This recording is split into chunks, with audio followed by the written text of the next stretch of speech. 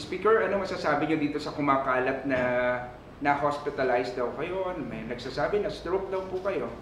Ay, sus, mag-ingat na tayo sa fake news. Andito na nga ako, buong araw, nagsushooting mga Christmas messages at iba pa. At mamaya, manonood ako ng pelikula kasama ng pamilya ko. Kahapon naman, makasama ko ang mga governors.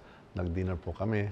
Speaker, kanina umaga sabi niyo may nakwento kayo na ang naalala niyo lang this morning, nakatulog kayo at nakapahinga kayo maghapon. Paki-share nga po. Ayun na nga kasi kagabi naman hindi naman ako napuyat at ang sarap yung tulog ko at saka wala akong maaga na appointment kaya himbing-himbing ang tulog ko kaya refresh ako kaya kumbaga ironic. Now I'm feeling very, very strong and very energetic lalo na itong araw na to.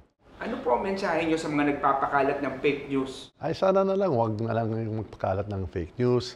Let's just all work together, positive tayo, lalo na Pasko ngayon. Speaker, tingin nyo saan nanggagaling itong mga fake news na to na tulad ng ganito?